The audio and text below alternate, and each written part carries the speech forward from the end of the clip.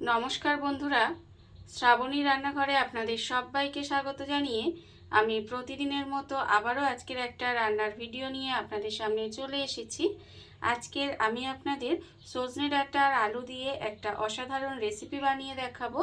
আশা করি আপনাদের ভালো লাগবে।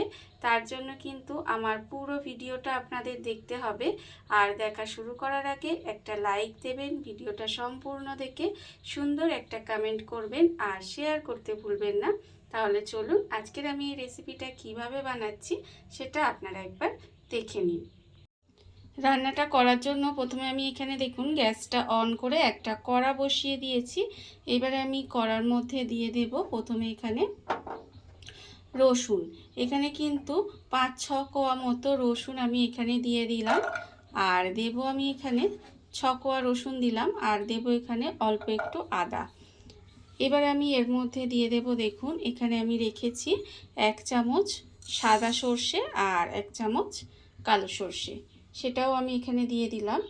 আর আমি দেব এখানে নুন, অল্প সামান্য একটু নুন দিয়ে দিলাম। দিয়ে এবার এটাকে শুকনো খোলায় ভেজে নেব। গ্যাসটাকে একেবারে লোতে দিয়ে এটাকে কিন্তু এইভাবে একটু ভেজে নিতে হবে। আর আমি প্রতিদিনের মতো আপনাদের একটা কথাই বলবো যে প্লিজ আমার ভিডিওটা আপনারা টেনে টেনে দেখবেন না, পুরো ভিডিওটা দেখুন, আশা করি আপনাদের ভালো লাগবে। দেখুন আমি কিন্তু এটাকে এইভাবে খুব ভালোভাবে কিন্তু এটাকে একটু শুকনো খোলায় নেড়ে চেড়ে ভেজে নেব। আর আজকের যে আমি রেসিপিটা আপনাদের দেখাচ্ছি সেটা কিন্তু খেতে ভীষণই সুন্দর হয়। আর খুব সহজে বাড়িতে থাকা খুব অল্প উপকরণে আজকের এই রেসিপিটা বানাবো, কিন্তু খেতে ভীষণই সুস্বাদু হয়। আপনারা যে কোনো দিন একবার এইভাবে বানিয়ে দেখতে পারেন। দেখুন আমি কিন্তু এইভাবে এটাকে একটু নেড়ে চেড়ে ভেজে নেব। শুকনো খোলায় কিন্তু এইভাবে এটাকে একটুখানি আমি ভেজে নিচ্ছি। এটা কিন্তু এখনও একটু ভেজে নিতে হবে। এই সময় আমি এর মধ্যে দিয়ে দেব দেখুন লঙ্কা। এখানে কিন্তু আমি একটা শুকনো লঙ্কা এইভাবে একটু ভেঙে দিয়ে দিলাম আর দিলাম এখানে কাঁচা লঙ্কা। আপনারা কতটা ঝাল খাবেন সেটা বুঝে কিন্তু লঙ্কাটা ব্যবহার করবেন। এইবার সমস্ত কিছু কিন্তু আরেকটু সময় ভাজতে হবে। কখন বুঝবেন যে এটা ভাজা হয়ে গেছে? যখন দেখবেন সর্ষেটা একটু ফটফট করে আওয়াজ হয় না, সর্ষেটা ভাজা হয়ে গেলে তখনই কিন্তু বুঝতে হবে যে এটা ভাজা হয়ে গেছে। এটা কিন্তু এখনও আরেকটু সময় আমি ভেজে নেব। মশলাটা আমার এখানে ভাজা হয়ে গেছে আর দেখতেই পাচ্ছেন সর্ষেগুলো একটু ফটফট করে আওয়াজ হচ্ছে, তখন বুঝবেন যে এটা কিন্তু হয়ে গেছে। এবার এটাকে আমি নামিয়ে নেব। আর নামিয়ে কিন্তু এটাকে এই মশলাটাকে আমি শিলে বেটে নেব। এটাকে একটু ঠান্ডা করে নেব, তারপরে কিন্তু শিলে বেটে নেব। মশলাটা আমি একটু ঢেলে ঠান্ডা হতে দিয়েছি, ততক্ষণ দেখুন আবারও কিন্তু কড়াটা বসিয়ে দিয়েছি। এবারে আমি কড়ার মধ্যে দিয়ে দিলাম সর্ষের তেল। এখানে কিন্তু রান্নার জন্য আমি সর্ষের তেলই ব্যবহার করেছি। এইবারে দেখুন তেলটাকে প্রথমে খুব ভালোভাবে একটু গরম করে নেব। তেল কিন্তু আমার এখানে প্রথমে খুব ভালোভাবে একটু গরম করে নিতে হবে। আর আমার চ্যানেলে নতুন বন্ধু পুরনো বন্ধু সবাইকেই বলছি আমার তরফ থেকে অনেক অনেক ভালোবাসা। নতুন বন্ধুদের বলবো যদি আমার চ্যানেলটা সাবস্ক্রাইব করেন তাহলে পাশে থাকা বেল বাটনটা অবশ্যই প্রেস করে দেবেন, যাতে আমি যখনই কোনো নিত্য নতুন ভিডিও আপলোড করব সবার প্রথমে আপনাদের কাছে নোটিফিকেশান চলে যাবে এবং আপনারা আপনাদের সময় মতো ভিডিওটা দেখে নিতে পারবেন। আর পুরনো বন্ধুদের বলবো এইভাবে আমার পাশে থাকার জন্য, আমাকে এগিয়ে যেতে সাহায্য করার জন্য আপনাদের অসংখ্য অসংখ্য ধন্যবাদ।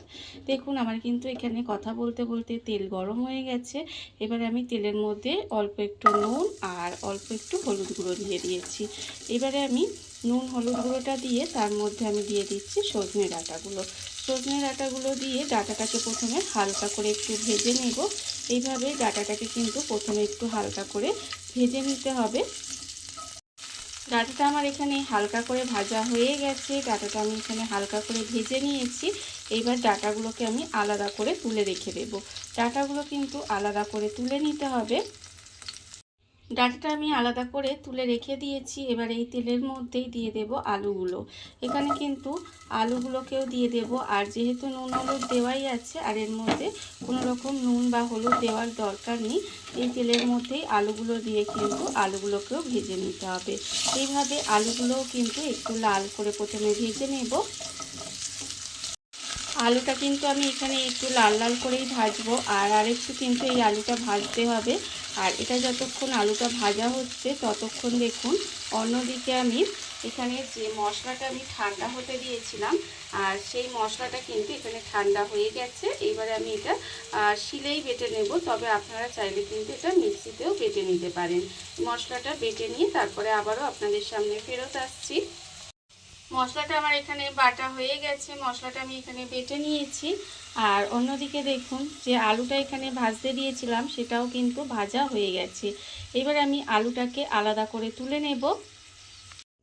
আলুটাকে আমি আলাদা করে তুলে রেখে দিয়েছি। আর এই কড়াই কিন্তু আরেকটু আমি সর্ষের তেল দিয়ে দিয়েছি।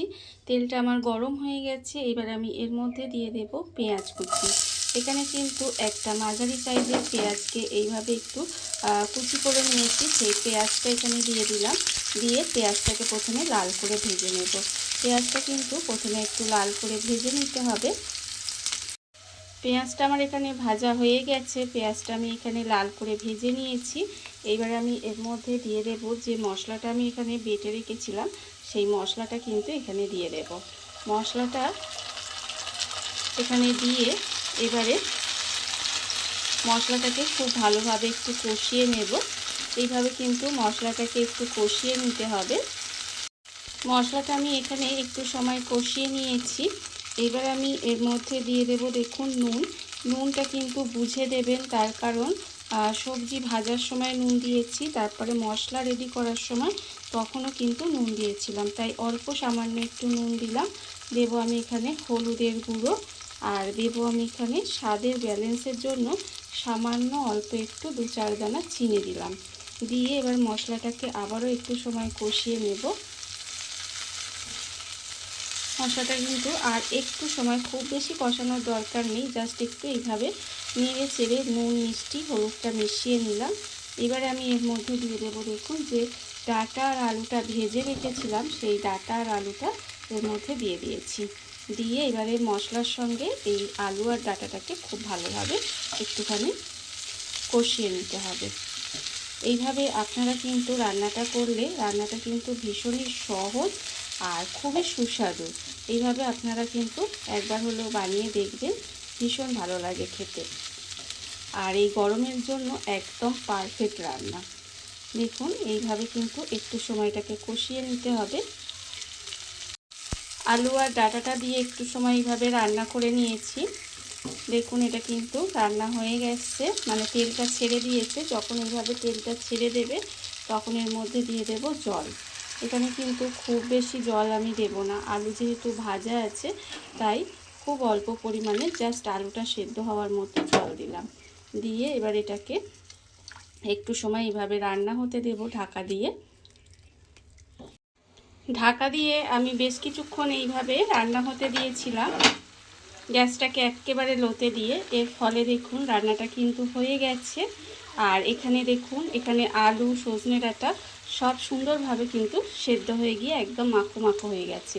আর এটা কিন্তু এরকম একটু মাখো মাখোই খেতে ভালো লাগে। এবারে আমি এর ওপর থেকে দিয়ে দেব 2টো চেরা কাঁচা লঙ্কা, আর ওপর থেকে অল্প সামান্য একটু কাঁচা সরষের তেল। এতে কি হবে, স্বাদটা কিন্তু আরও বেড়ে যাবে। দেখুন এবার এটাকে মিশিয়ে দিলাম। মিশিয়ে দিয়ে গ্যাসটা অফ করে রেখে দেব ঢাকা দিয়ে। তারপরে কিছুক্ষণ পরে আপনাদের পরিবেশন করে দেখাবো ঠিক কেমন হলো। দেখুন বন্ধুরা, বাড়িতে থাকা কত অল্প উপকরণে কত অল্প সময় কত সুন্দর একটা সজনে ডাঁটা আলু রেসিপি তৈরি হয়ে গেছে, আপনারা দেখতেই পেলেন। আর এটা কিন্তু খেতে ভীষণ সুন্দর হয়। এইভাবে আপনারাও একদিন হলেও বাড়িতে বানিয়ে দেখতে পারেন। আর এই ভিডিওটা যদি আপনাদের ভালো লেগে থাকে, আপনারা আমার চ্যানেলটা সাবস্ক্রাইব করে এইভাবে আমার পাশে থেকে যেতে পারেন। তাহলে চলুন আজকের ভিডিওটা এই পর্যন্তই। নমস্কার।